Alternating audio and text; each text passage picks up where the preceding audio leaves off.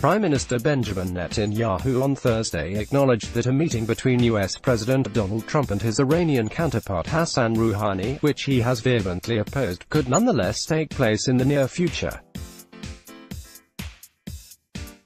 The possibility of a meeting between Trump and Rouhani exists, he told reporters after meeting with UK Prime Minister Boris Johnson in London.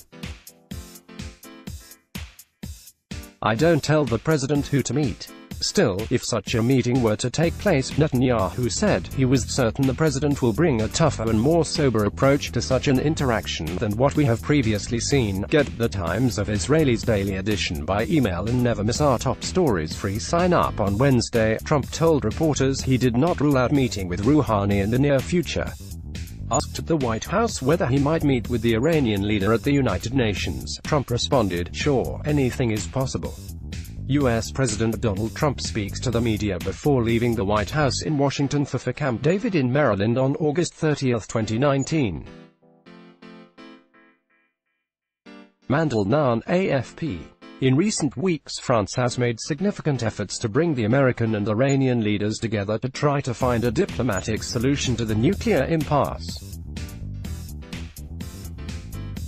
During recent G7 talks in Biarritz, French President Emmanuel Macron unexpectedly invited Iranian Foreign Minister Mohammad Javad Zarif to fly in for talks. Zarif and Trump did not meet, but Trump stated he would certainly agree to meet Rouhani soon under the correct circumstances, and that there was a really good chance this would happen. Israel has been reported to be deeply worried by Trump's declared readiness to meet Rouhani, fearing the U.S. president will open a dialogue with Iran similar to the ongoing one he has with North Korea, taking pressure off Tehran. On Thursday morning, as he left for London, Netanyahu called to increase pressure on Tehran rather than relieve it. "This is not the time to conduct talks with Iran," he said. Zarif's visit to the G7 on August 25 came on the same day that Israel struck in Syria, saying it had acted preemptively to thwart a planned attack on Israel by Iran-backed fighters using armed drones. Netanyahu said Thursday that Macron's invite to Zarif on the same day Iran committed an aggression was exceedingly inappropriate. "I said this to Macron." Netanyahu added that any international negotiations with Iran must be broad negotiations on nuclear weapons, ballistic missiles, and conditioning any agreement on an end to Iran's aggression around the world. Iran's President Hassan Rouhani speaks at Parliament in the capital Tehran on September 3, 2019.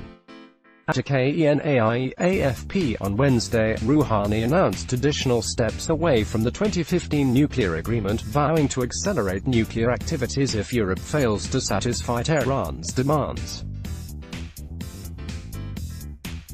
From Friday, we will witness research and development on different kinds of centrifuges and new centrifuges, and also whatever is needed for enriching uranium in an accelerated way, the Iranian president said in an address broadcast on state TV.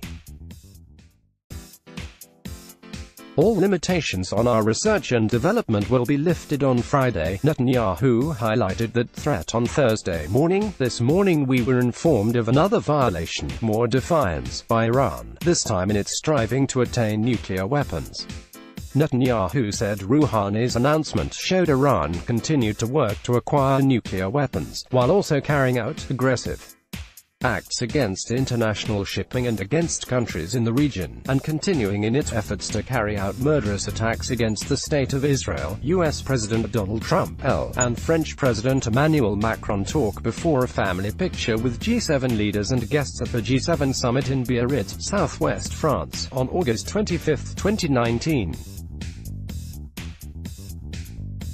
Ludovic Marin, AFP. At his meeting with the UK's Johnson, Netanyahu said, "We have the challenge of Iran's aggression and terrorism, and I'd like to talk to you about how we can work together to counter these things for the benefit of peace. Later on Thursday, Netanyahu was meeting with UK Secretary of State for Defence Ben Wallace and US Secretary of Defence Mark Esper, who is also in London, to discuss matters of national security, the Israeli embassy in London said.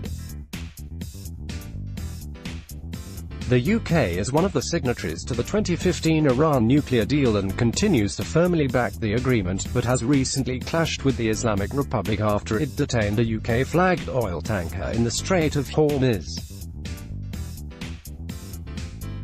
British authorities had previously seized a tanker carrying Iranian oil off the coast of Gibraltar. Rafael Aron and agencies contributed to this report. Let's blog ads.